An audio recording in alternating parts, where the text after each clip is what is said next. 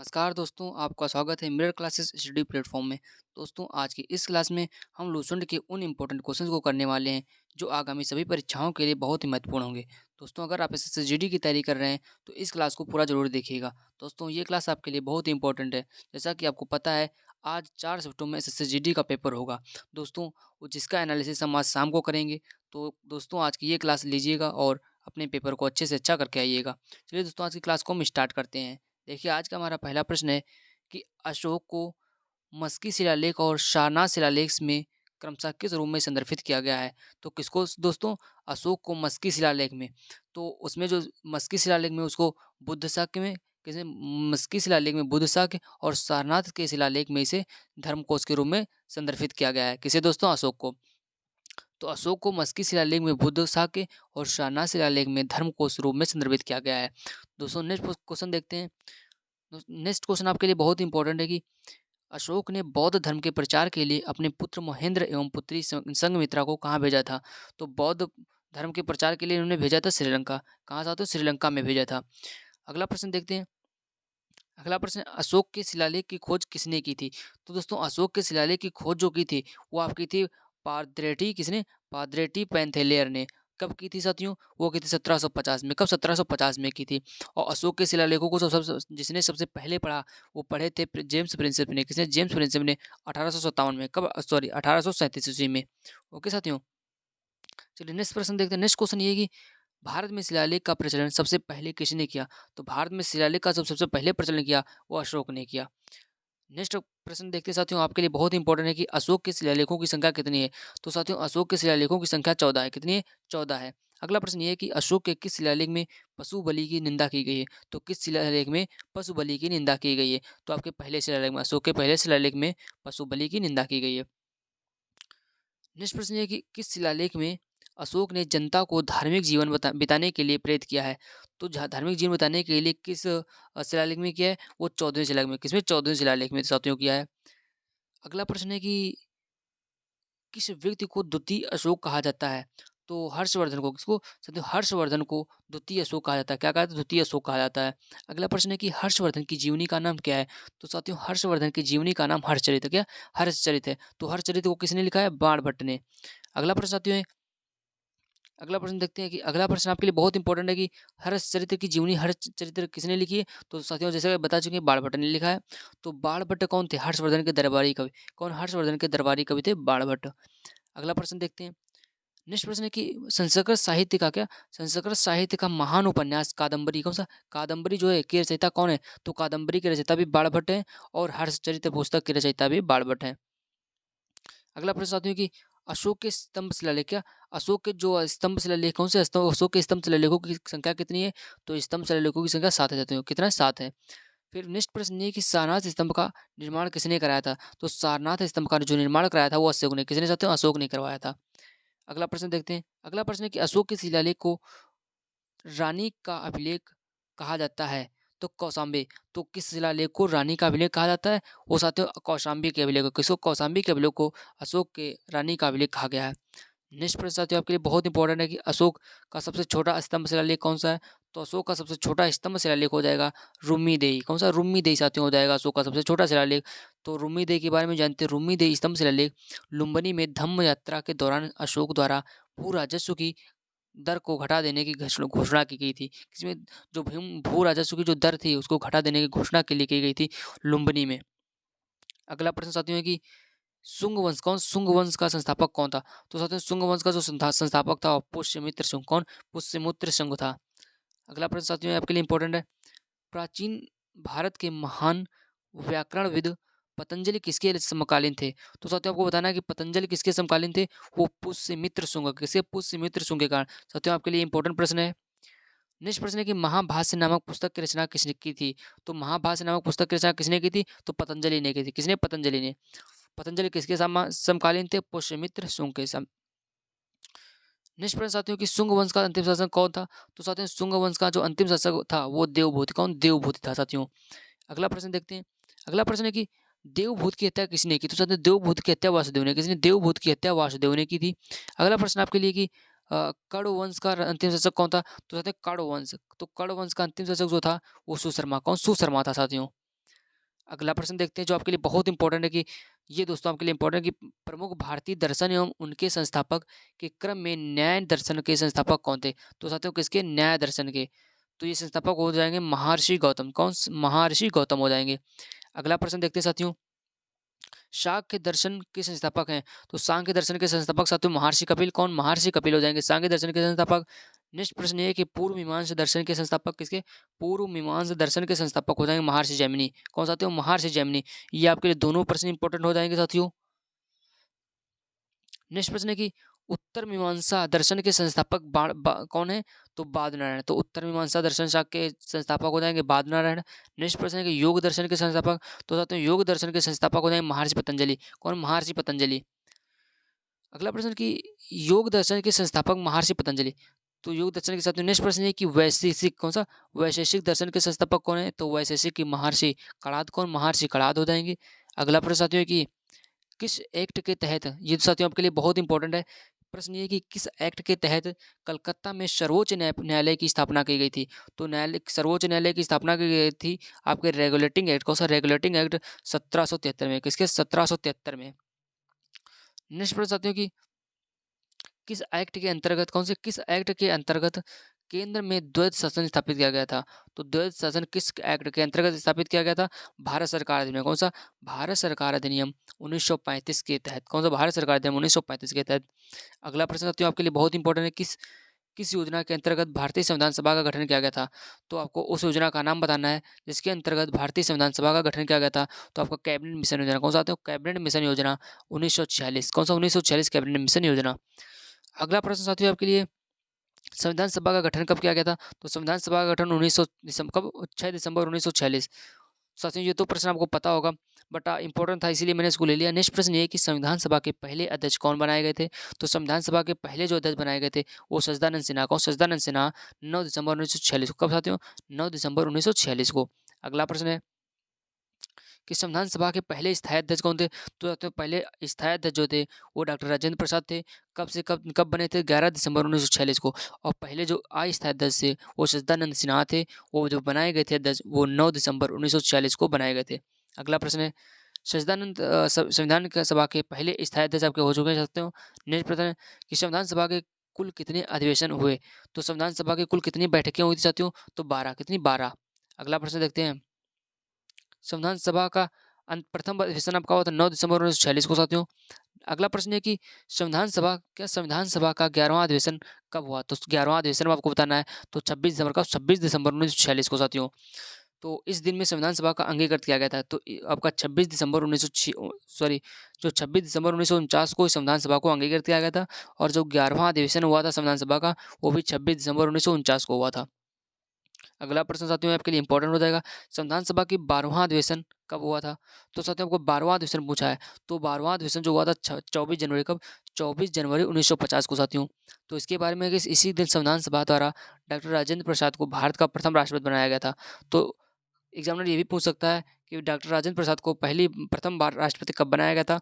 तो 24 जनवरी 1950 को। नेक्स्ट प्रश्न साथियों देखते हैं, नेक्स्ट क्वेश्चन आपके लिए कि भारतीय संविधान के निर्माण में संविधान सभा को कितना समय लगा? तो ये तो साथियों आपको भी पता होगा, 2 वर्ष 11 माह 18 दिन। इंपॉर्टेंट था सो इसलिए मैंने इसको लिख लिया। अगला प्रश्न है कि संविधान सभा के 13 दिसंबर का संविधान सभा में 13 दिसंबर 1946 को उद्देश्य प्रस्ताव, ये आपके लिए इंपॉर्टेंट है, नोट डाउन कर लेना। उद्देश्य प्रस्ताव किसके द्वारा प्रस्तुत किया गया था जिसे संविधान सभा ने 22 जुलाई 1947 को, कब साथियों? 22 जुलाई 1947 को स्वीकार किया था। तो ये उद्देश्य प्रस्ताव जो प्रस्तुत किया गया था वो पंडित जवाहरलाल नेहरू, किसके साथ? पंडित जवाहरलाल नेहरू द्वारा प्रस्तुत किया गया था। कब किया गया था? 13 दिसंबर 1946 को। और ये स्वीकार कब गया था? 22 जनवरी, कब? 22 जनवरी 1947 को। दोस्तों इसे 3-4 प्रश्न आपके बन सकते थे। अगला प्रश्न है कि ड्राई क्लीन, क्या ड्राई क्लीन या कह सकते हैं ड्राई क्लीनिंग में किसका प्रयोग किया जाता है? तो दोस्तों जो ड्राई क्लीन है उसमें प्रयोग किया जाता है आपका बेंजीन और पेट्रोल का। किसका? बेंजीन और पेट्रोल का। अगला प्रश्न साथियों, डीजल और जल का मिश्रण कैसा मिश्रण होता है? तो साथियों देखिए डीजल और जल का मिश्रण जो होता है वो विषमांगी, कैसा? विषमांगी मिश्रण होता है। साथियों विषमांगी मिश्रण क्या होता है? जैसे आप नमक और पानी का घोल बनाएँगे तो समांगी हो जाएगा। चीनी और पानी का घोल बनाएँगे तो समांगी हो जाएगा, क्योंकि उसमें आपको अलग बाद में नहीं कर सकते। आपको जैसे आप चीनी और पानी का घोल बनाएँगे तो उसमें चीनी और पानी को बाद में अलग नहीं कर सकते। अगर आपने जैसे पत्थर और पानी का घोल बनाया, तो उसमें पत्थर को आप अलग कर सकते हैं पानी से, तो जिसमें अलग कर सकते हैं वो आपका विषमांगी हो गया, जिससे अलग नहीं कर सकते वो समांगी हो गया। तो डीजल और जल, तो देखिए साथियों, जब डीजल को जल में डालते हैं तो डीजल ऊपर तैरता रहता है, तो डीजल और जल का जो मिश्रण होता है विषमांगी मिश्रण हो जाएगा। कैसा हो जाएगा? विषमांगी। नेक्स्ट प्रश्न है कि शक्कर और जल का मिश्रण कैसा हो जाएगा? समांगी। तो साथियों इसके बारे में तो डिटेल से बता दिया। अगला प्रश्न है एल्कोहल और जल का मिश्रण कैसा मिश्रण है? तो एल्कोहल और जल का साथियों आपको पता होगा समांगी होगा, किसका समांगी होगा। अगला प्रश्न है रेबीज रोग से शरीर का कौन सा अंग प्रभावित होता है? आपके लिए इंपॉर्टेंट साथियों, प्लीज नोट डाउन। कौन सा? रेबीज रोग से शरीर का कौन सा अंग प्रभावित होता है? तो तंत्रिका तंत्र। कौन सा? तंत्रिका तंत्र या नर्वस सिस्टम, एक ही बात होती है। अगला प्रश्न साथियों आपके लिए कि मेनिंजाइटिस रोग किस अंग को प्रभावित करता है? कौन सा साथियों? मेनिंजाइटिस रोग किस अंग को प्रभावित करता है? तो मस्तिष्क को। साथियों ये भी आपके लिए इंपॉर्टेंट है, ये आपके बायो से क्वेश्चन आने लगे हैं। कौन से? मस्तिष्क को, ब्रेन को। अगला प्रश्न है कि ट्रोकोमा किस अंग को प्रभावित से संबंधित है? कौन सा? ट्रोकोमा किस अंग से संबंधित है? तो आंख से। किसी आंख से, आपकी आई से जो है ट्रोकोमा संबंधित है। अगला प्रश्न है कि टाइफाइड रोग, कौन सा? टाइफाइड रोग में कौन सा अंग प्रभावित होता है? तो साथियों आपको टाइफाइड जो होता है, टाइफाइड बुखार, उससे आंत प्रभावित हो, क्या? आंत प्रभावित होती है। अगला प्रश्न साथियों है कि गोनोरिया रोग, कौन सा? गोनोरिया रोग जो है उसे कौन सा अंग प्रभावित होता है? तो गोनोरिया रोग से आपका मूत्रमार्ग, कौन सा? मूत्रमार्ग या यूरिनरी ट्रैक्ट, ओके, ये आपका प्रभावित होता है गोनोरिया रोग से। अगला प्रश्न है कि अर्थशास्त्र के किस क्षेत्र को औद्योगिक क्षेत्र भी कहा जाता है? तो द्वितीयक क्षेत्र, क्या? अर्थशास्त्र का जो द्वितीयक क्षेत्र होता है उसे औद्योगिक क्षेत्र भी कहा जाता है। अगला प्रश्न साथियों कि अर्थशास्त्र के किस क्षेत्र को सेवा क्षेत्र कहा जाता है? तो किस क्षेत्र को सेवा क्षेत्र कहा जाता है? वो आपका तृतीयक क्षेत्र हो जाएगा। कौन सा? तृतीयक क्षेत्र को। और किस क्षेत्र को आपके औद्योगिक क्षेत्र कहा जाता है? तो द्वितीयक क्षेत्र हो जाएगा। अगला प्रश्न साथियों कि अर्थशास्त्र महबूब उल हक, क्या? अर्थशास्त्र महबूब उल हक ने आर्थिक विकास क्या है? तो महबूब उल हक ने आर्थिक विकास क्या कहा? तो गरीबी के विरुद्ध लड़ाई, क्या? गरीबी के विरुद्ध लड़ाई। अगला प्रश्न कि किस प्रसिद्ध अर्थशास्त्री ने मानव विकास सूचकांक, कौन सा? ह्यूमन डेवलपमेंट इंडेक्स विकसित किया है? तो किसने ह्यूमन डेवलपमेंट इंडेक्स विकसित किया है? तो महबूब उल हक। किसने? महबूब उल हक। कब क्या था? 1990 में। अगला प्रश्न साथियों है महबूब उल हक किस देश के प्रसिद्ध अर्थशास्त्री थे? तो किस देश के थे? पाकिस्तान के। कहाँ के? पाकिस्तान के। नेक्स्ट प्रश्न है कि मिश्रित अर्थव्यवस्था को प्रतिपादित करने का श्रेय किसको दिया गया? तो मिश्रित अर्थव्यवस्था है, इसको प्रतिपादित करने का श्रेय किसको दिया गया है? तो जॉन मेनार्ड किन्स, किसे? जॉन मेनार्ड किन्स को दिया गया है। अगला प्रश्न साथियों किस ऐसी अर्थव्यवस्था जिसमें निजी एवं सार्वजनिक दोनों क्षेत्र विद्यमान होते हैं उसे क्या कहते हैं? तो मिश्रित, क्या? मिश्रित अर्थव्यवस्था कहते हैं। साथियों अगर आपको क्लास पसंद आ रही हो तो प्लीज़ लाइक करें, और अगर मेरे चैनल पर पहली बार हो तो प्लीज़ उसे सब्सक्राइब करें तथा बेल आइकन घंटी को भी दबा दें, जिससे आने वाली सभी नोटिफिकेशन आपको तक पहुँचती रहें, जिससे आप मेरी सभी क्लासेस सबसे पहले आप तक पहुँचती रहें। अगला प्रश्न है कि खाद्यान्न उत्पादन किस क्रांति से संबंधित है? तो खाद्यान्न उत्पादन जो है वो हरित क्रांति से, किसी? हरित क्रांति से संबंधित है। दुग्ध उत्पादन किससे संबंधित है? तो आपके श्वेत क्रांति से, किसे? श्वेत क्रांति से। तिलहन किससे संबंधित है? पीली क्रांति से, किससे? पीली क्रांति से। तो साथियों मैंने इसमें जो है सभी क्रांतियों को एक साथ ले लिया है। तो आपका नेक्स्ट प्रश्न है कि मत्स्य उत्पादन, क्या साथियों? मत्स्य उत्पादन जो होता है वो किससे संबंधित है? तो मत्स्य उत्पादन हो जाएगा नीली क्रांति से। अंडा एवं मुर्गी पालन, क्या? अंडा या मुर्गी पालन आपका रजत क्रांति, किससे? रजत क्रांति से। कपास उत्पादन साथियों आपका रजत रेशा क्रांति। साथियों दोनों में डिफरेंस तो दोनों देख लेना। तो कपास उत्पादन क्या होता है? रजत रेशा क्रांति। और अंडा मुर्गी क्या होता है? रजत क्रांति। मांस एवं टमाटर उत्पादन क्या, कौन सी क्रांति? लाल क्रांति। कौन सी? लाल क्रांति। अगला प्रश्न है जूट उत्पादन किस क्रांति से है? तो स्वर्ण रेशा श्रमिक क्रांति। फल उत्पादन का आप गोल्डन क्रांति, क्या? फल उत्पादन का आपको गोल्डन क्रांति इंपॉर्टेंट है। उर्वरक उत्पादन आपका भूरी क्रांति, क्या? उर्वरक उत्पादन आपका भूरी क्रांति। और आलू उत्पादन आपका गोली क्रांति। तो साथियों आपके लिए आलू क्रांति इंपॉर्टेंट हो जाएगी, उर्वरक इंपॉर्टेंट हो जाएगी और फल हो जाएगी। अगला प्रश्न देखते हैं प्याज एवं झींगा उत्पादन। तो प्याज एवं झींगा उत्पादन जो होता है गुलाबी क्रांति, कौन सी? गुलाबी क्रांति हो जाएगी। पेट्रोलियम क्रांति आपका कृष्ण क्रांति, कौन सी? पेट्रोलियम जो क्रांति उत्पादन है वो कृष्ण क्रांति है। अगला प्रश्न साथियों हमारा है मानव विकास प्रतिवेदनों का प्रकाशन सबसे पहले किस राज्य में ने किया है? किसका? मानव विकास प्रतिवेदनों का। तो वो क्या आपका? मध्य प्रदेश। किसने? मध्य प्रदेश, एमपी ने। अगला प्रश्न साथियों है कि भारत का सबसे बड़ा वस्त्र उद्योग का केंद्र है? तो भारत का सबसे बड़ा वस्त्र उद्योग का जो केंद्र है वो मुंबई, कहाँ? मुंबई में। अगला प्रश्न है कि ध्वनि विज्ञान को क्या कहा जाता है? तो ध्वनि विज्ञान को साथियों कहा जाता है एकॉस्टिक्स, क्या? एकॉस्टिक कहा जाता है। ओके साथियों। अगला प्रश्न देखते हैं अगला प्रश्न है कि भारतीय संविधान का कौन सा अनुच्छेद यह कहता है कि भारत के प्रधानमंत्री की नियुक्ति राष्ट्रपति द्वारा की जाती है। तो उस अनुच्छेद का नाम बताना है जिसमें भारत के प्रधानमंत्री की नियुक्ति की जाती है। तो आर्टिकल 75 जो है उसके अंतर्गत कहा गया कि जो भारत के जो प्रधानमंत्री है उसकी नियुक्ति की जाती है किस आर्टिकल 75 में। आर्टिकल 75 के अनुसार राष्ट्रपति द्वारा प्रधानमंत्री की नियुक्ति की जाएगी। इसकी राष्ट्रपति द्वारा प्रधानमंत्री की नियुक्ति की जाएगी और अन्य मंत्रियों की नियुक्ति राष्ट्रपति प्रधानमंत्री की सलाह पर करेगा। तो अगर प्रधानमंत्री सलाह देगा तो अन्य मंत्रियों की नियुक्ति राष्ट्रपति करेगा।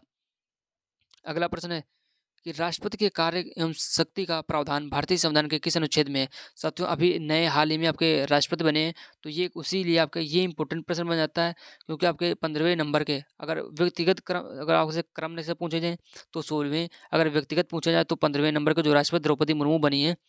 तो इसलिए आपका इंपॉर्टेंट बन जाता है क्योंकि पहले जनजाति आयोग से मतलब जनजाति क्षेत्र जाते हैं, इसीलिए वो आपका इंपॉर्टेंट प्रश्न बन जाता है कि राष्ट्रपति कार्य एवं शक्ति का प्रावधान किस संविधान के किस अनुच्छेद में है। तो आपका अनुच्छेद 53 में, किस अनुच्छेद 53 में आ गया। अगला प्रश्न है कि भारतीय संविधान के किस अनुच्छेद में राष्ट्रपति के निर्वाचन के बारे में बताया गया। तो 54 में निर्वाचन के बारे में बताया गया। अगले प्रश्न है कि किसने कहा था कि राष्ट्रपति का आपातकालीन अधिकार संविधान का साथ धोखा है। तो राष्ट्रपति का आपातकालीन अधिकार संविधान के साथ धोखा है, किसने कहा था। हृदयनाथ कुंजरू। किसने? हृदयनाथ कुंजरू ने। साथियों आपको ज़्यादा इंपॉर्टेंट तो नहीं है बट फिर भी कभी कभी एग्जाम में पूछ लेता है इसीलिए डाल दिया उसको भी। अगला प्रश्न है कि किस अनुच्छेद के द्वारा राष्ट्रपति द्वारा राज्य में राष्ट्रपति शासन लगाया था। तो साथियों देखो राष्ट्रपति शासन जो लगता है, क्या राष्ट्रपति शासन लगता है आपका 356। किसमें? 356 में। और नेक्स्ट प्रश्न है कि किस अनुच्छेद के तहत युद्ध या बाह्य आक्रमण की स्थिति में जो आपका है वो राष्ट्रीय आपात लगाया था। तो साथियों आपको राष्ट्रीय आपात लगाया था 352। क्या? राष्ट्रीय आपात 352। कौन सा? राष्ट्रीय आपात 352। और राष्ट्रपति आपात 356। कौन सा? 356। और का वित्तीय आपात होता 360 का। वित्तीय आपात 360 में। अगला प्रश्न है कि राष्ट्रपति किस अनुच्छेद के तहत देश में आर्थिक संकट की स्थिति में वित्तीय आपात लगाता है। तो 360 में साथियों। अगला प्रश्न है कि किस राज्य में कितने समय के लिए राष्ट्रपति शासन चलाया जा सकता है। तो 6 महीने के लिए जो राष्ट्रपति शासन है किसी क्षेत्र में 6 महीने के लिए लगाया जाता है और मैक्सिमम 6 माह करके 3 साल तक बढ़ाया जा सकता है। कितना? तो देख लीजिए राष्ट्रपति शासन एक बार में 6 महीने के लिए लगाया जाता है, लेकिन इसे संसद के दोनों सदनों द्वारा पारित करके 6 महीने करके अधिकतम 3 साल तक बढ़ाया जा सकता है। ओके साथियों, समझ में आ चुका होगा आपको। अगला प्रश्न है कि एशिया की सबसे बड़ी प्याज की मंडी कहाँ स्थित है। तो एशिया की सबसे बड़ी जो प्याज की मंडी हो जाएगी, सबसे बड़ी प्याज की मंडी वो लासलगांव कौन से लासल गांव ये महाराष्ट्र के नासिक में स्थित। कहाँ? महाराष्ट्र के नासिक में स्थित है। अगला प्रश्न चाहते हो कि दादा साहब फाल्के पुरस्कार किस वर्ष स्थापित किया गया। तो दादा साहब फाल्के किस वर्ष स्थापित किया गया। तो 1969 में दादा साहब फाल्के पुरस्कार स्थापित किया गया। अगला प्रश्न है कि पहला दादा साहब फाल्के पुरस्कार किसे दिया गया। साथियों आपके लिए इंपॉर्टेंट है, ये एग्जामिनर पूछ लेता है। तो पहला दादा साहब फाल्के पुरस्कार दिया गया देविका रानी। किसे? देविका रानी को। अगला प्रश्न है कि विश्व का सबसे बड़ा लोकतांत्रिक देश कौन सा है। तो विश्व का सबसे बड़ा लोकतांत्रिक देश जो हो जाएगा वो आपका कौन सा हो जाएगा? भारत। कौन सा? भारत साथियों हो जाएगा। अगला प्रश्न है कि सबसे ज़्यादा डाकघर वाला देश कौन सा है। तो सबसे ज़्यादा डाकघर वाला देश है भारत। कौन सा? भारत सबसे। अगला प्रश्न है कि ऊन का सबसे बड़ा उत्पादक देश कौन सा है। तो ऑस्ट्रेलिया। ऑस्ट्रेलिया आपका ऊन का सबसे बड़ा उत्पादक देश हो जाएगा। अगला प्रश्न है कि ऑस्ट्रेलिया देश द्वारा विश्व के कुल ऊन उत्पादन का कितना भाग उत्पादित करता है। तो एशिया जो है कौन सा? Sorry Australia. तो ऑस्ट्रेलिया जो है वो पूरे विश्व का 1/3 कितना? 1/3 जो है अकेले उत्पादन करता है ऊन का। अगला प्रश्न है कि किस जाति की भेड़ से सर्वोत्तम ऊन की प्राप्त होती है। तो मेरिनो। किसे? मेरिनो जाति की जो भेड़ होती है उससे सर्वोत्तम आपके ऊन प्राप्त की जा सकती है। अगला प्रश्न है कि मेरिनो जाति की भेड़ सर्वाधिक किस देश में पाई जाती है। तो साथियों जैसा कि आपको पता है कि ऑस्ट्रेलिया जो है पूरे विश्व का 1/3 जो है ऊन का उत्पादन करता है, तो इसका मतलब जो मेरिनो भेड़ होगी वो ऑस्ट्रेलिया में ही पाई जाती होगी। तो आपका ऑस्ट्रेलिया करेक्ट आंसर। अगला प्रश्न है कि विश्व का सबसे बड़ा कॉफी उत्पादक देश कौन सा है। तो विश्व का सबसे बड़ा जो कॉफी उत्पादक देश, क्या सबसे कॉफी उत्पादक जो देश हो जाएगा वो ब्राजील। क्या? ब्राजील। तो साथियों ब्राजील में जो कॉफी उत्पादन का जो बंदरगाह, क्या कॉफी उत्पादन का जो बंदरगाह उसे फेजेंडा कहते हैं। क्या? उसे फेजेंडा कहते हैं। ये आप याद रख लेना, ये भी पूछ लेता है आपका। ओके। अगला प्रश्न है कि भारत का सबसे बड़ा कॉफी उत्पादक राज्य कौन सा? कर्नाटक। भारत में कर्नाटक हो जाएगा सबसे बड़ा राज्य और विश्व में हो जाएगा ब्राजील। अगला प्रश्न है कि यात्रियों की क्षमता अनुसार विश्व में कौन सा सबसे बड़ा वायुयान है? तो क्षमता के अनुसार सबसे बड़ा जो वायुयान हो जाएगा एयरबस A380। कौन सा? एयरबस A380 हो जाएगा। अगला प्रश्न है कि उत्तरी गोलार्ध में वर्ष का सबसे छोटा दिन का होता है। तो उत्तरी गोलार्ध में वर्ष का सबसे छोटा दिन आपका हो जाएगा 22 दिसंबर। कौन सा? 22 दिसंबर हो जाएगा। अगला प्रश्न है कि उत्तरी गोलार्ध में वर्ष का सबसे बड़ा दिन कौन हो जाएगा? तो उत्तरी गोलार्ध में वर्ष का सबसे बड़ा दिन हो जाएगा 21 जून। कौन सा? 21 जून ग्रीष्म अयनांत, जिसे क्या कहते हैं? ग्रीष्म अयनांत कहा जाता है 21 जून को साथियों। अगला प्रश्न है भारत का सबसे बड़ा जनजातीय समुदाय है। तो सबसे बड़ा जनजातीय समुदाय हो जाएगा गोंड। कौन सा? गोंड साथियों। अगला प्रश्न है कि क्षेत्रफल की दृष्टि से भारत का सबसे छोटा राज्य कौन सा है? तो क्षेत्रफल की दृष्टि से सबसे छोटा जो राज्य हो जाएगा वो गोवा है। कौन सा? गोवा। सबसे बड़ा कौन सा हो जाएगा साथियों? सबसे बड़ा आपका राजस्थान हो जाएगा।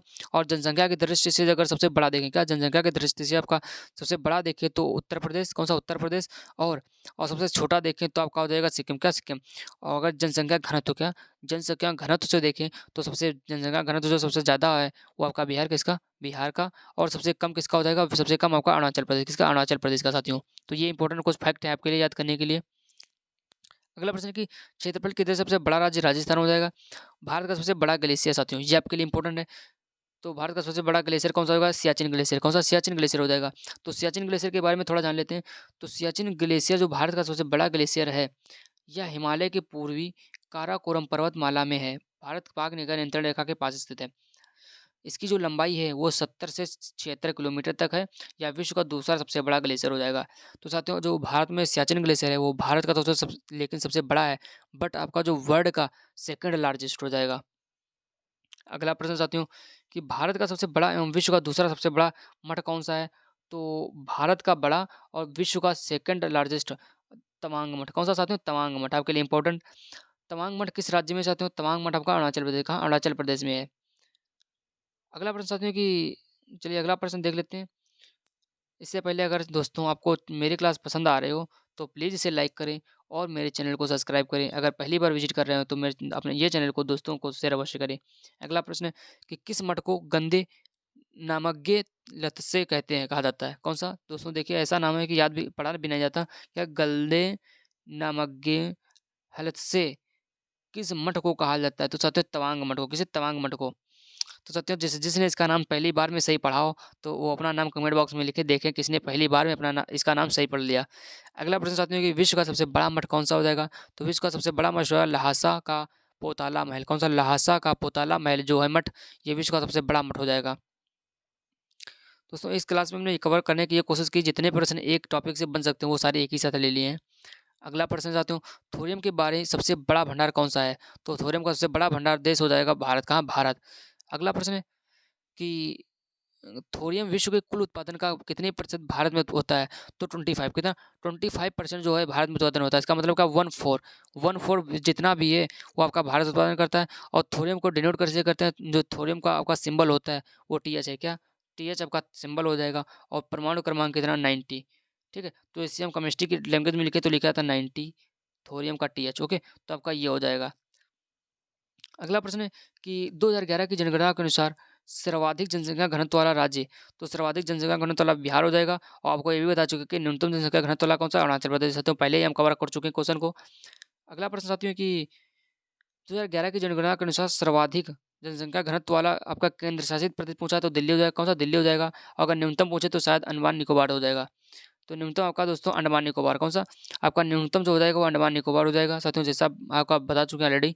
अगला प्रश्न है कि अमरूद का सबसे बड़ा उत्पादक देश किसका? अमरूद का सबसे बड़ा उत्पादक देश है भारत। कौन सा? भारत। नेक्स्ट प्रश्न है कि मानव शरीर की सबसे छोटी तथा सबसे बड़ी अस्थि कौन सी है?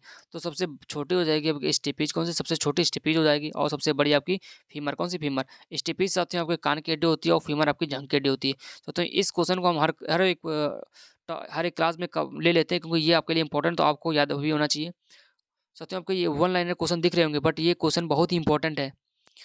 अगला प्रश्न है कि सबसे छोटी अस्थि की स्टिपेज कहाँ होती है? कान में। साथियों जैसा कि हम बता चुके हैं पहले से। नेक्स्ट प्रश्न ये कि सुचेता कृपलानी किस राज्य की पहली महिला मुख्यमंत्री बनी थी? तो सुचेता कृपलानी उत्तर प्रदेश की पहली मुख्यमंत्री जो महिला बनी थी उत्तर प्रदेश की थी। कार्यकाल कितना था? तो कार्यकाल 1963 से लेकर 1967। अगला प्रश्न, भारत के किसी भी राज्य कि पहली महिला राज्यपाल कौन थी? तो दोस्तों सरोजिनी नायडू। कौन? सरोजिनी नायडू जो थी उत्तर प्रदेश राज्य की, कहाँ की? उत्तर प्रदेश राज्य की पहली महिला राज्यपाल बनी। इनके बारे में बताएँ, सरोजिनी नायडू के बारे में, तो ये आपका जो 1925 क्या 1925 का जो भारतीय राष्ट्रीय कांग्रेस का कानपुर अधिवेशन था क्या? भारतीय राष्ट्रीय कांग्रेस का जो कानपुर अधिवेशन था 1925 का, उसकी जो अध्यक्षता की थी सरोजिनी नायडू ने की थी। और 1924 में जो बेलगाँव अधिवेशन हुआ था, कौन-सा बेलगाँव अधिवेशन हुआ था, तो इसकी जो अध्यक्षता की थी, वो महात्मा गांधी ने की थी। महात्मा गांधी ने केवल एक बार भारतीय राष्ट्रीय कांग्रेस की अध्यक्षता की थी, 1924 बेलगाँव अधिवेशन। तो साथियों ये कुछ पॉइंट हैं आपके याद रखने के लिए। अगला प्रश्न है कि लिग्नाइट कोयले का सबसे बड़ा उत्पादक राज्य कौन-सा है? तो लिग्नाइट जो कोयले का सबसे बड़ा उत्पादक राज्य हो जाएगा, वो तमिलनाडु। कौन-सा? तमिलनाडु साथियों। अगला प्रश्न है कि सबसे अच्छी गुणवत्ता वाला कोयला कौन-सा है? तो सबसे जो अच्छी गुणवत्ता वाला कोयला होता है, वो आपका एंथ्रेसाइट। कौन-सा? एंथ्रेसाइट। और साथियों एंथ्रेसाइट होता है, इसमें कार्बन की जो मात्रा होती है लगभग 90%। ओके? अगर एंथ्रेसाइट में पूछा जाएगा एंथ्रेसाइट में लगभग कितनी परसेंट कार्बन होता है? तो 90%। अगला प्रश्न साथियों है, अगला प्रश्न हो जाएगा कि विश्व की सबसे गहरी समुद्री खाई कौन सी है? तो विश्व की सबसे गहरी समुद्री खाई हो जाएगी मरियाना की खाई। कौन सी? मरियाना की खाई।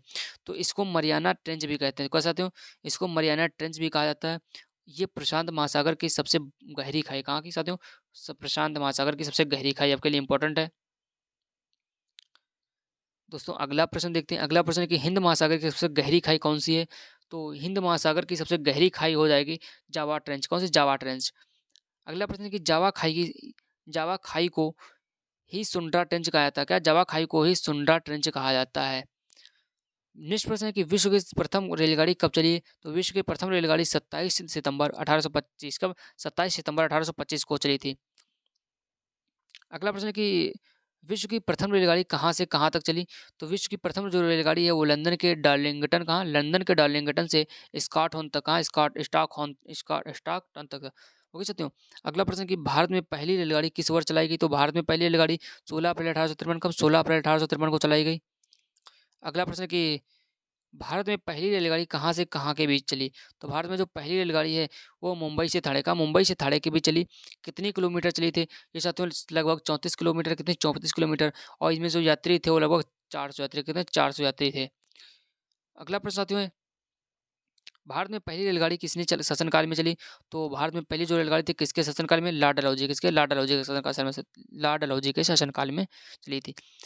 अगला प्रश्न देखते हैं साथियों। अगला प्रश्न है कि भारत में पहली इलेक्ट्रिक बस, तो इलेक्ट्रिक जो ट्रेन थी वो कब चली थी? इलेक्ट्रिक ट्रेन जो चली 1925 कब? 1925 में चली थी। और 3 फरवरी 1925 को बॉम्बे में से कुर्ला के बीच, कहाँ साथियों? बॉम्बे से कुर्ला के बीच साथियों आपके लिए इंपॉर्टेंट है। अगला प्रश्न है कि इलेक्ट्रिक से चलने वाली रेलगाड़ी का नाम क्या है? तो इलेक्ट्रिक चलने वाली रेलगाड़ी का जो नाम हो जाएगा डेक्कन क्वीन। कौन सा? डेक्कन क्वीन साथियों। दोस्तों कौन-कौन एसएससीजीडी के पेपर का एनालिसिस देखना चाहता है, तो वो अपना कमेंट बॉक्स में नाम ज़रूर बताइएगा और हम कल शाम को आपका एसएससीजीडी का एनालिसिस करवाएँगे। नहीं तो परसों आपका कल शाम को करवाएँगे, बाकी जो शिफ्टों का होता है वो डेली का डेली देते रहेंगे। और जैसे कि आपको पता है कि एसएससी ने मना कर रखा है कि कोई भी चैनल किसी भी तरीके से एसएससी का जो भी एग्ज़ाम है उसका एनालिसिस नहीं करवाएगा। सो कोई भी जो भी चैनल है आपके बड़े-बड़े चैनल या छोटे चैनल कोई भी एसएससी का एनालिसिस नहीं करवाएगा, बट मैं करवाऊँगा। तो आप अगर देखना चाहते हैं तो प्लीज़ हमारे चैनल पे आइए और चैनल को सब्सक्राइब कीजिए तथा उसके बेल आइकन घंटी को भी दबा दें जिससे आपको नोटिफ़िकेशन आपको पहुँचती रहे। अगला प्रश्न है भारत का पहला विद्युतीकृत रेल मार्ग कहाँ बनाया गया? तो पहला विद्युतीकृत रेल मार्ग कहाँ बनाया गया? मुंबई से कुर्ला के मध्य। कहाँ? मुंबई से कुर्ला के मध्य। अगला प्रश्न कि भारत में पहली बार मेट्रो रेल सेवा कब आरंभ हुई? तो भारत में पहली बार मेट्रो रेल सेवा आरंभ हुई थी 1984। कब? 1984 में साथियों। अगला प्रश्न है, भारत में पहली बार मेट्रो रेल सेवा किस शहर में आरंभ की गई? तो भारत में पहली बार मेट्रो रेल सेवा जो प्रारंभ की गई कोलकाता। कहाँ? कोलकाता में। अगला प्रश्न है कि किस शहर को यूनेस्को द्वारा भारत का प्रथम विश्व धरोहर शहर का टैग प्राप्त हुआ? तो किसको प्राप्त हुआ? अहमदाबाद को। किसका? अहमदाबाद। अहमदाबाद होगा गुजरात में। अगला प्रश्न है कि विश्व में किसी देश की प्रथम महिला प्रधानमंत्री कौन बनी थी? तो विश्व की किसी देश की प्रथम महिला प्रधानमंत्री आपकी थी एक एस भंडारी नायके। कहाँ? एस भंडारी नायके जो श्रीलंका की महिला प्रधानमंत्री थी और ये पूरे विश्व की पहली जो महिला प्रधानमंत्री थी वो एस भंडारी नायके थी। तो आपके कहाँ श्रीलंका के हो जाएंगे। अगला प्रश्न साथियों कि एस भंडारी नायके किस वर्ष श्रीलंका के प्रधानमंत्री बनी थी? तो 1960। कब साथियों? 1960 में बनी थी। नेक्स्ट प्रश्न है कि विश्व की दूसरी महिला प्रधानमंत्री बनने के रिकॉर्ड किसके पास है? तो साथियों आपके इंदिरा गांधी। किसके? इंदिरा गांधी। तो एस भंडार नायके आपकी श्रीलंका के हो जाएंगी पहली प्रधानमंत्री महिला जो विश्व की पहली थी। सेकंड आपकी विश्व की सेकंड हो जाएंगी श्रीमती इंदिरा गांधी जी। ये कब बनी थी साथियों? 1966 में। अगला प्रश्न है कि भारत में पहला समाचार पत्र किसने शुरू किया था? तो जेम्स सिक्के। किसने? जेम्स सिक्के ने 1780। कब? 1780 में। अगला प्रश्न साथियों कि भारत में पहला समाचार पत्र किसने शुरू किया था? तो जेम्स सिक्की ने हो चुका साथियों। अगला प्रश्न है कि जेम्स सिक्की द्वारा शुरू किया गया भारत के पहले समाचार पत्र का नाम क्या था? तो साथियों जैसा कि आपको विदित है कि बंगाल का बंगाल बजट। कौन सा? बंगाल बजट जो है जेम्स हिक्की द्वारा पहला समाचार पत्र प्रकाशित किया गया था। अगला प्रश्न साथियों है कि बंगाल जो आपका बंगाल गजट है ये किस लैंग्वेज में लिखा गया था? तो आपका अंग्रेजी। किस में था? तो इंग्लिश में। अगला प्रश्न कि भारत का प्रथम समाचार पत्र बंगाल गजट कहाँ से प्रकाशित किया गया था? तो कलकत्ता से। कहाँ साथियों? कलकत्ता से प्रकाशित किया गया था। अगला प्रश्न है कि चंद्रमा पर एक कदम रखने वाले प्रथम व्यक्ति कौन थे? तो नील आर्मस्ट्रांग। कौन? Neil Armstrong. कब गए थे? 20 जुलाई 1969 को।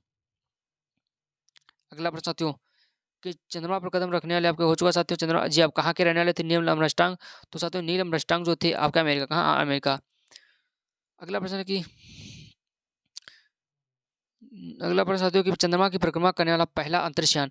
तो चंद्रमा की परिक्रमा करने वाला पहला अंतरिक्षयान हो जाएगा लूना 10। कौन सा? लूना 10। अगला प्रश्न साथियों कि अगला प्रश्न है कि अंतरिक्ष में जाने वाला प्रथम इंसान कौन था? अंतरिक्ष में जाने वाला प्रथम इंसान था आपका यूरी गागरिन। कब गए थे? 12 अप्रैल 1961 को। 12 अप्रैल 1961। साथियों ये तो आपको पता ही होगा बट फिर भी हमने ले लिया है, इंपॉर्टेंट है इसलिए। अगला प्रश्न है कि यूरी गागरिन कहाँ के थे? तो आपके रशिया। कहाँ के? रशिया के। अगला प्रश्न है कि अंतरिक्ष में जाने वाला प्रथम स्पेस डॉग। तो प्रथम स्पेस डॉग हो जाएगा आपका लाइका। कौन सा? लाइका नामक कुतिया। लाइका नामक एक कुतिया थी जो स्पेस में गई थी। अगला प्रश्न इस डॉग को रूस के द्वारा 1957 कब? 1957 में स्पुतनिक। कौन से? स्पुतनिक सेकंड अंतरिक्ष यान से भेजा गया था। अगला प्रश्न कि महात्मा गांधी की समाधि कहाँ है? तो महात्मा गांधी की समाधि जो है वो आपकी दिल्ली में हो जाएगी। कहाँ? दिल्ली में हो जाएगी। जिसे उसकी समाधि को क्या कहते हैं? राजघाट कहते हैं। क्या? राजघाट। और साथियों दिल्ली में किस नदी के किनारे? यमुना नदी के किनारे। अगला प्रश्न है कि नाथूराम गोडसे ने महात्मा गांधी की हत्या कब की थी? तो नाथूराम गोडसे ने महात्मा गांधी की जो हत्या की थी वो 30 जनवरी। कब? 30 जनवरी 1948 को साथियों। अगला प्रश्न है किसकी पुण्यतिथि पर हर साल 30 जनवरी को शहीद दिवस के रूप में मनाते हैं? तो महात्मा गांधी। क्या? महात्मा गांधी के जो शहीद दिवस है पुण्यतिथि पर शहीद दिवस मनाया जाता है। और कब मनाया जाता है शहीद दिवस? 30 जनवरी को साथियों। इसलिए आपको 30 याद रख लेना, ये इंपॉर्टेंट है क्योंकि आपका पेपर जनवरी से फरवरी में है। और ये इंपॉर्टेंट हो जाएगा क्योंकि 30 जनवरी को आपका महात्मा गांधी का शहीद दिवस रिलेटेड। ओके। अगला प्रश्न कि राष्ट्रपिता महात्मा गांधी दक्षिण अफ्रीका से भारत वापस कब आए? तो दक्षिण अफ्रीका से जो आपके महात्मा गांधी थे भारत कब आए थे? तो 9 जनवरी 1915। कब? 9 जनवरी 1915 को जो महात्मा गांधी थे वो दक्षिण अफ्रीका से वापस आए थे। अगला प्रश्न कि भारत सरकार द्वारा प्रवासी भारतीय दिवस कब मनाया जाता है? तो प्रवासी भारतीय दिवस 9 जनवरी। कब? 9 जनवरी साथियों। अगला प्रश्न कि प्रवासी भारतीय दिवस की शुरुआत कब की गई थी? तो प्रवासी भारतीय दिवस की जो शुरुआत की गई थी 2003। कब? 2003 में की गई थी। अगला प्रश्न रहता है कि महात्मा गांधी के राजनीतिक गुरु कौन थे? तो महात्मा गांधी के राजनीतिक गुरु जो थे वो गोपाल कृष्ण गोखले। कौन? गोपाल कृष्ण गोखले हो जाएंगे। मोहम्मद अली जिन्ना के भी राजनीतिक गुरु कौन थे? तो मोहम्मद अली जिन्ना के राजनीतिक गुरु कौन थे? गोपाल कृष्ण गोखले थे। अगला प्रश्न चाहते हो कि नेक्स्ट प्रश्न ये आपका कि गोखले माई पॉलिटिक्स गुरु। क्या? गोखले माई पॉलिटिक्स गुरु नामक पुस्तक किसने लिखी? तो महात्मा गांधी के, क्योंकि महात्मा गांधी के गुरु थे। कौन? गोखले जी। अगला प्रश्न कि भारत का ग्लेडेस्ट स्टोन किसे कहा जाता था? गोपाल कृष्ण गोखले को भारत का ग्लेडेस्ट स्टोन कहा जाता है। अगला प्रश्न कि महात्मा गांधी का सर्वप्रथम राष्ट्रपिता किसने कहा? तो महात्मा गांधी को सर्वप्रथम राष्ट्रपिता कहने वाले सुभाष चंद्र बोस। को सुभाष चंद्र बोस थे। अगला प्रश्न कि गांधी जी को महात्मा की उपाधि किसने दी? तो गांधी जी को महात्मा जी की उपाधि जो दी थी वो रविन्द्रनाथ टैगोर। किसने? रविन्द्रनाथ टैगोर ने। और रविन्द्रनाथ टैगोर को गुरुदेव की उपाधि किसने दी थी? तो रविन्द्रनाथ टैगोर को जो गुरुदेव की उपाधि दी थी गांधी जी ने। किसने? गांधी जी ने। क्योंकि अगला प्रश्न साथियों है सुभाष चंद्र बोस का नेता जी की उपाधि किसने दी? तो सुभाष चंद्र बोस को जो नेताजी की उपाधि थी वो एडोल्फ हिटलर। कौन? Adolf Hitler. अगला प्रश्न गांधी जी ने दक्षिण अफ्रीका में प्रथम सत्याग्रह कब किया?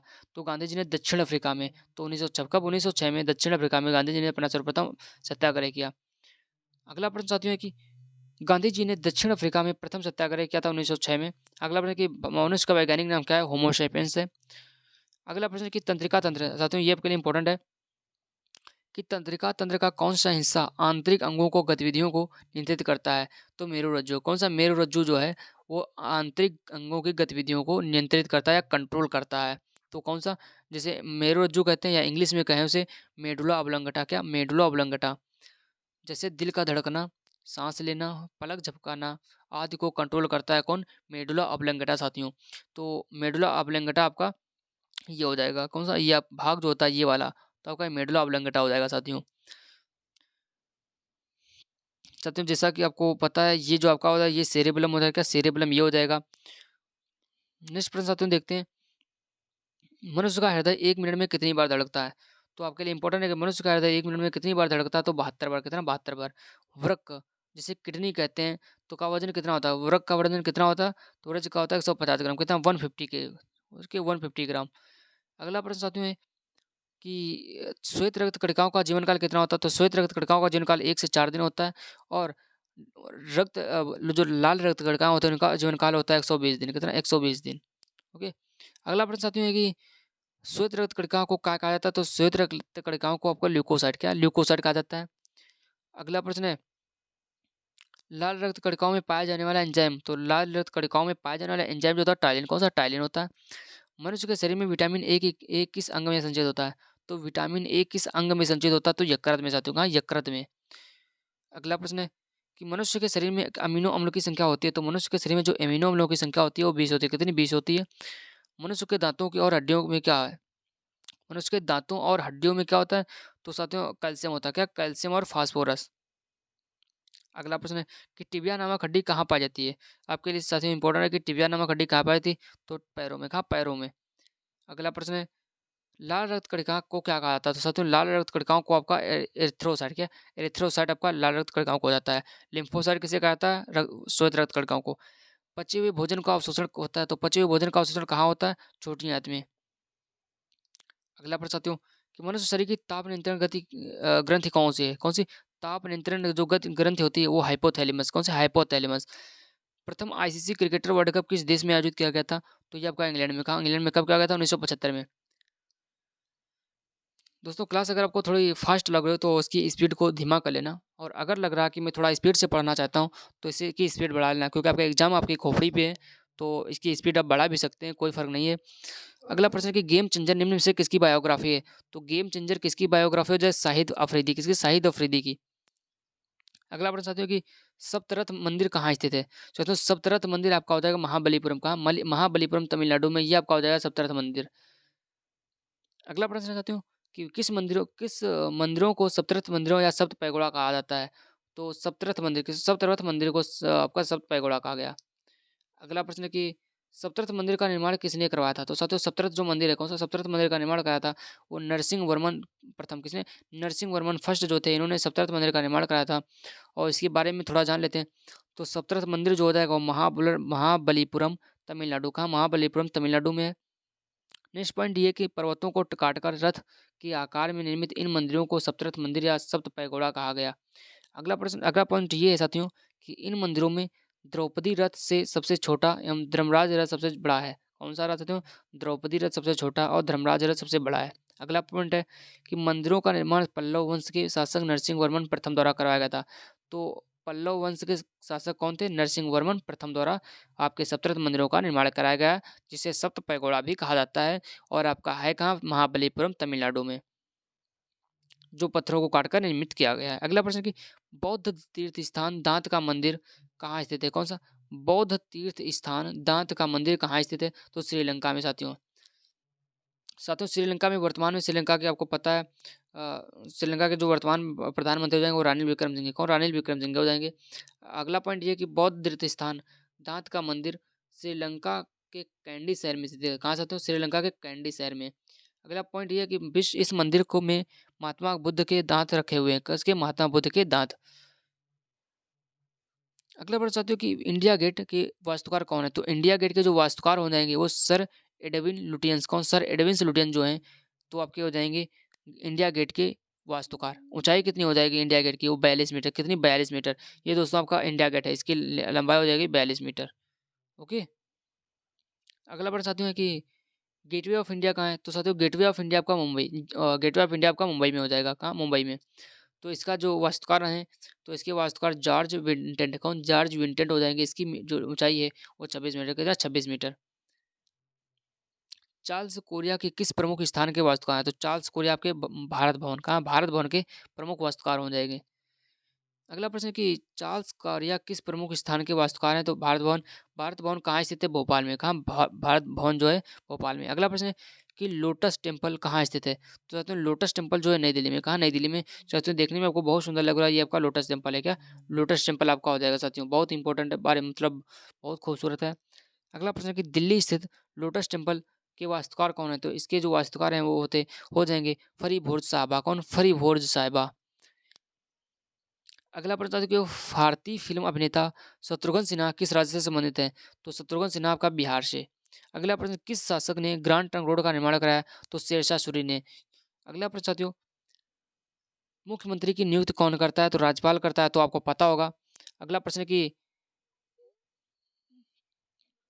इंसुलिन का प्रयोग किस बीमारी के उपचार में होता है? तो आपका मधुमेह। किसमें? इंसुलिन का उपयोग जो मधुमेह होता है, किसमें होता है? मधुमेह में होता है। अगला प्रश्न है कि अंतरिक्ष यात्री को बाह्य आकाश कैसा दिखाई देता है? तो अंतरिक्ष यात्रियों को जो बाह्य आकाश है वो कैसा काला दिखाई देता है। अगला प्रश्न है कि संयुक्त राष्ट्र संघ की स्थापना कब हुई? तो संयुक्त राष्ट्र संघ की स्थापना 24 अक्टूबर 1945। कब? 24 अक्टूबर 1945 को हुई थी। और साथियों संयुक्त राष्ट्र जो संघ है इसका जो मुख्यालय हो जाएगा वो न्यूयॉर्क में। कहाँ? न्यूयॉर्क अमेरिका में। कहाँ? New York USA. Okay, New York USA में स्थित हो जाएगा संयुक्त राष्ट्र संघ का मुख्यालय। अगला प्रश्न कि जब प्रकाश वायु में कांच में जाता है, साथियों जब प्रकाश जो होता है वायु से कांच में जाता है, तो इसका मतलब क्या है? आपके ये अगर एयर हुई और ये आपका कितना हुआ? ये आपका हुआ ग्लास। क्या? ग्लास, कांच। ठीक है। तो ये देखिए, ये देखिए, ये सघन माध्यम होगा, ये विरल माध्यम है। इसका मतलब ठीक है। तो जब कोई प्रकाश किरण सघन से विरल में जाती है तो वो क्या होती है? अपने मूल मार्ग से, मतलब जो अपने मूल मार्ग से विचलित हो जाती है, तो उसकी जो तरंगदैर्घ्य होती है वो घट जाती है, और जो उसकी तरंगदैर्घ्य एंड उसकी जो वो होती है चलने का वेग, वेग भी घट जाता है उसका। ठीक है। अगला प्रश्न साथियों कि मेथनॉल को कहते हैं, तो मेथनॉल किसे कहते हैं? मेथनॉल किसे कहते हैं? Would alcohol. Would alcohol methanol हो जाएगा। अगला प्रश्न है कि प्रत्येक 1 डिग्री सेंटीग्रेड ताप पर बढ़ाने पर वायु में ध्वनि का वेग बढ़ता है, तो 0.6 मीटर पर सेकंड बढ़ता है। अगला प्रश्न कि 0 डिग्री सेंटीग्रेड कितने फ़ारेनहाइट के बराबर होता है? तो 32 फ़ारेनहाइट के। अगला प्रश्न है कि एस्कॉर्बिक एसिड किस विटामिन का नाम है? तो पता होगा साथियों, इस विटामिन सी का। और विटामिन सी की कमी से होने वाला रोग हो जाता है स्कर्वी रोग। अगला प्रश्न है कि मनुष्य की ओठ किस विटामिन, साथियों नेक्स्ट प्रश्न है कि मनुष्य की ओठ किस विटामिन की कमी के कारण फट जाते हैं? तो विटामिन बी टू। किसके? विटामिन बी टू के कारण। अगला प्रश्न साथियों है कि हास्य गैस का रासायनिक सूत्र क्या होता है? तो साथियों हास्य गैस का जो रासायनिक सूत्र होता है वो N2O क्या होता है? क्या N2O होता है, जिससे नाइट्रस ऑक्साइड होता है। अगला प्रश्न है कि झूठ का पता लगाने वाले यंत्र का नाम? तो झूठ का पता जिस यंत्र द्वारा लगाया था उसे पॉलीग्राफ। क्या? पॉलीग्राफ कहते हैं। अगला प्रश्न साथियों है कि हृदय एवं फेफड़ों की गति सुनने के लिए डॉक्टर किस यंत्र का उपयोग करते हैं? तो हृदय एवं फेफड़ों की गति का सुनने के लिए डॉक्टर जिस यंत्र का प्रयोग करते हैं उसे कहते हैं स्टेथोस्कोप। या स्टेथोस्कोप कहा जाता है। तो स्टेथोस्कोप का आविष्कार किसने किया था साथियों? इसका क्या था? लेनेक ने किया था। किसने? लेनेक ने किया था साथियों। ये आपका हो जाएगा स्टेथोस्कोप। अगला प्रश्न साथियों है कि मानव हृदय में कक्षों की संख्या होती है? तो साथियों मानव हृदय में कक्षों की संख्या 4 होती है। और नेक्स्ट पॉइंट है कि ध्वनि किन तरंगों के रूप में यात्रा करती है? तो ध्वनि जो होती है वो अनुदैर्ध्य है। किसमें? अनुदैर्ध्य तरंगों में यात्रा करती है। अगला प्रश्न है कि होम्योपैथी चिकित्सा पद्धति का नामक जनक किसे हैं?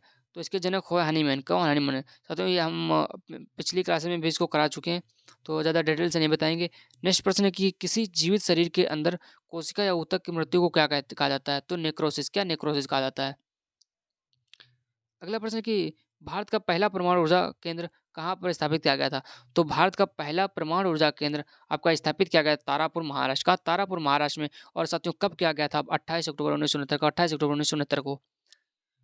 अगला प्रश्न है फलों को पकाने के लिए किस गैस का प्रयोग किया जाता है? साथियों फलों को पकाने के लिए आपका स्टीलिन। कौन सा? स्टीलिन गैस का प्रयोग किया जाता है। अगला प्रश्न है कि क्या स्पर्मोलॉजी, क्या स्पर्मोलॉजी में किसका अध्ययन किया जाता है? तो साथियों स्पर्मोलॉजी में आपका बीजों का। किसका? बीजों का। अगला प्रश्न कि मानव शरीर में तो मानव शरीर में कंठ को क्या कहा जाता है साथियों? तो मानव शरीर में कंठ को आपके वॉइस बॉक्स, क्या वॉइस बॉक्स कहा जाता है। तो कंठ के बारे में डिटेल से पढ़ें तो क्या होता है, कंठ वायु मार्ग का एक भाग होने के साथ ध्वनि उत्पादन का कार्य भी करता है, इसलिए इसे स्वरयंत्र वॉइस बॉक्स कहा जाता है। इस आमतौर पर टिटवा कहते हैं, क्या आमतौर पर टिटवा कहते हैं। साथियों आपको दिख रहा होगा, इसे हम टिटवा कहते हैं, ये वाला टिटवा।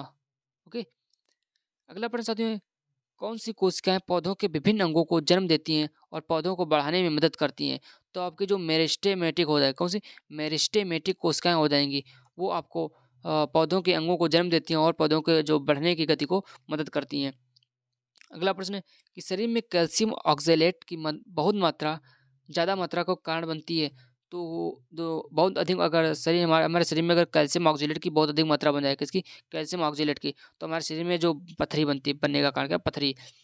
नेक्स्ट पॉइंट है कि शरीर में कैल्शियम ऑक्जेलेट की बहुत अधिक मात्रा बनने होने से पथरी का निर्माण होता है। नेक्स्ट प्रश्न कि रानीखेत बीमारी किससे संबंधित है? तो साथियों रानीखेत जो बीमारी है वो मुर्गियों से, किससे, रानीखेत बीमारी आपकी मुर्गियों से हो जाएगी। और नवजात बच्चे को बीसीजी का टीका कब दिया जाता है? तो नवजात बच्चे को बीसीजी का टीका 48 घंटे के भीतर, कितने, 48 घंटे के भीतर दिया जाता है। तो कहते हैं बीसीली जो बीसीजी है, क्या बीसीजी है, इसका फुल फॉर्म क्या हो जाएगा? इसका फुल फॉर्म हो जाएगा आपका बैसिलस, क्या बैसिलस कैलमेट गुइरिन, क्या बैसिलस कॉलमेट गुइरिन। अगला प्रश्न साथियों, नवजात बच्चे को बीसीजी का टीका कब दिया जाता है? तो साथियों जैसा कि हो चुका है, मनुष्य की आंखों के रंग को कौन निर्धारित करता है? तो मनुष्य की आंखों का रंग जो है वो प्रतारिका, क्या प्रतारिका निर्धारित करता है। प्रतारिका को आयरिस कहते हैं, क्या आयरिस कहते हैं। नेक्स्ट प्रश्न, किस गैस को अजनबी गैस के नाम से भी जाना जाता है? तो किस गैस को अजनबी गैस के नाम से जाना जाता है? जीनॉन, कौन से जीनॉन को, जीनॉन को किससे डिनोट करते हैं, सेजर। और इसका परमाणु क्रमांक कितना, 54।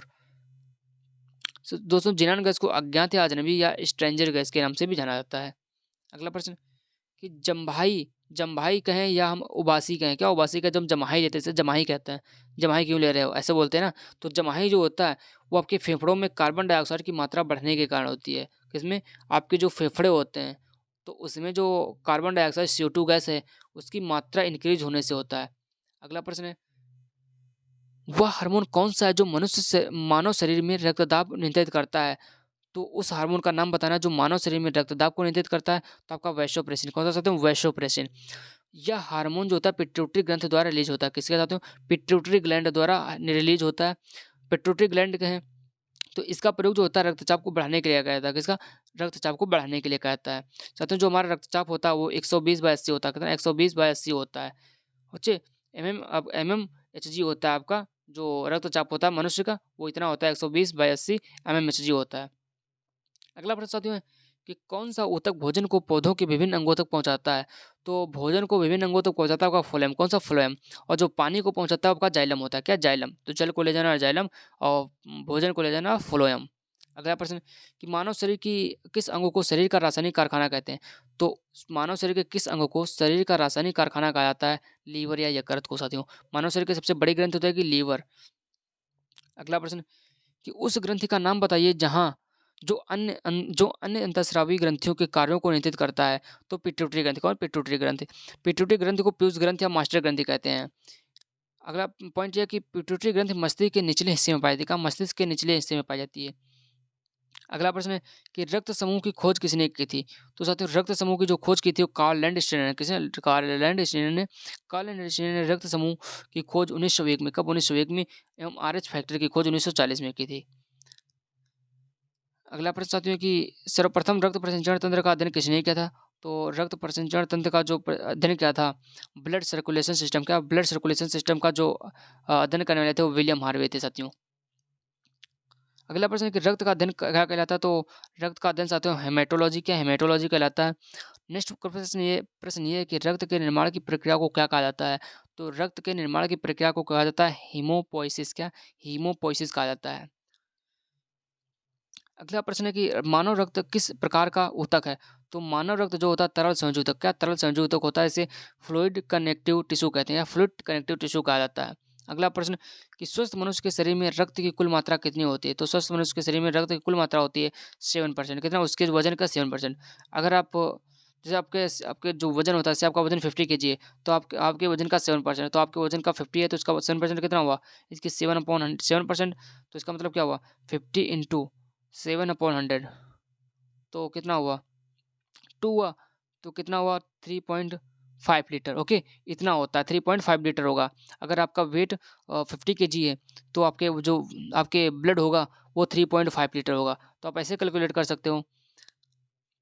नेक्स्ट प्रश्न ये है कि स्वस्थ मनुष्य के शरीर में नेक्स्ट मनुष्य के शरीर में औसतन कितने लीटर रक्त होता है? तो औसतन 5 से 6 लीटर होता है।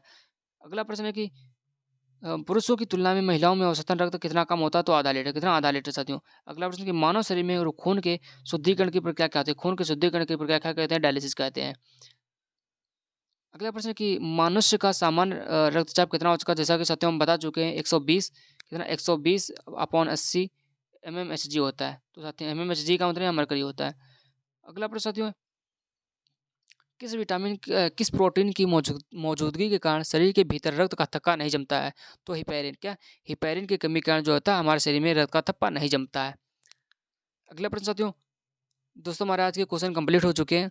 तो हमने 500 क्वेश्चन कंप्लीट कर लिए हैं और इससे पहले हमने कल की क्लास ली थी वो भी आपके लिए बहुत इंपॉर्टेंट है।